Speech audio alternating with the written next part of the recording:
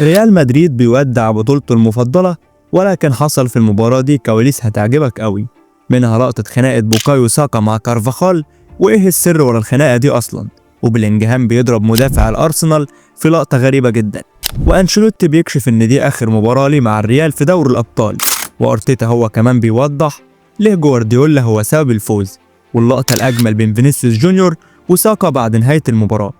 كواليس كتير متأكد إنها هتعجبك، لكن خلونا في البداية كده ما ننساش الصلاة على سيدنا محمد. ادعمنا لايك للفيديو ويلا بينا.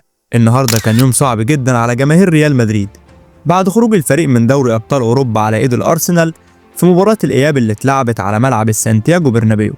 أرسنال فاز على ريال مدريد 2-1، وبكده انتهت المواجهة بينهم بنتيجة إجمالية 5-1 لصالح الأرسنال، بعد ما كانوا كسبوا الذهاب 3-0 في ملعب الإمارات، وكان سجل ديكلان رايس فاولين تاريخيين. أرسنال بدأ التسجيل في ماتش العودة عن طريق بوكايو ساكا بهدف جميل قوي من فوق كورتوا،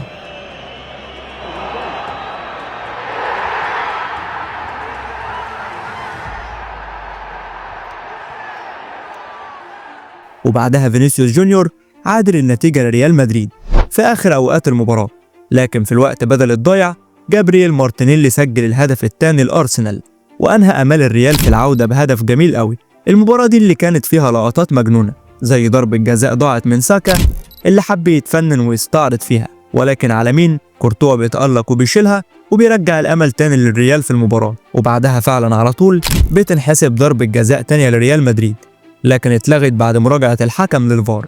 بعد المباراة المدرب كارلو أنشيلوتي قال إنه مش قلقان على مستقبله مع الفريق، وأكد إنهم هيكملوا القتال في البطولات التانية زي الدوري الأسباني وكأس الملك، وكمان وضح إنه مش قلقان لو تمت إقالته دلوقتي، وإنه هيفضل ممتن للفريق. وقال No te puedo hablar de esto ahora, ¿no? ¿Siente que es su último partido? No sé, puede pasar, ¿eh? Porque puede pasar que el club decide de cambiar, es un día el club decidirá de cambiar, puede ser este año, puede ser el próximo año cuando me acabe el contrato. No hay absolutamente ningún tipo de problema. El día, como he dicho, el día que termino aquí, puedo hacer solo una cosa, agradecer a este club, puede ser mañana, puede ser en 10 días, en un mes, en un año. La única cosa que hago, que voy a hacer, darle las gracias a este club. Esto y nada más. Y después, si mi contrato se acaba al final, si no se acaba, a mí me da exactamente igual. أما أرتيتا اللي نسب الفضل الكبير في الفوز لجوارديولا وإنه المرجع الأول والأخير ليه في الكورة. Pero porque creo que si estoy aquí es en gran parte por él. Primero porque para mí como jugador y entrenador fue una inspiración, y luego porque fue la persona que decidió apostar por mí, por meterme en su cuerpo técnico y por vivir 4 años maravillosos al lado de él, y creo que es un agradecimiento que le voy a tener para siempre, y si no probablemente no estaría aquí sentado. الماتش من صعوبته على لعيبة الريال وإن أرتيتا قدر يدير الماتش بشكل حلو قوي، كان واضح العصبية على لعيبة ريال مدريد في أكتر من لقطة، زي تدخلات روديجر على لعيبة الأرسنال، وكمان لقطة بلينجهام مع تيمبر مدافع الجانرز اللي شاله ورماه بره الملعب بالشكل ده، وحتى كارفاخال في لقطة بين الشوطين مع ساكا حب يشتت تركيزه واستهزأ بتنفيذه لضربة الجزاء اللي حاول يحطها بانينكا من فوق كورتوا. ساكا شد معاه وكانت هتحصل مشادة كبيرة بينهم لولا ان الجهاز الفني للفرقتين منعوهم.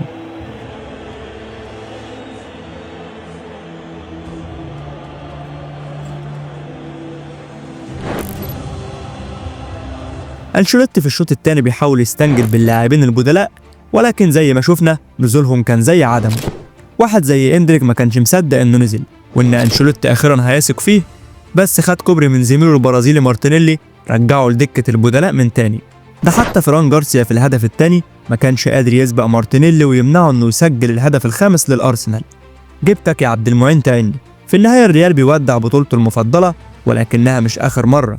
كده كلنا عارفين ان الريال هيرجع أقوى، والسنة الجاية هتبقى المنافسة غير، وأرسنال بيتأهل لنصف النهائي لأول مرة من 2009، هيواجه باريس سان جيرمان في مواجهة قوية. في النهاية متوقع النهائي هيكون بين مين ومين هيصعد من مربع النار ده. مستني رأيكم في التعليقات.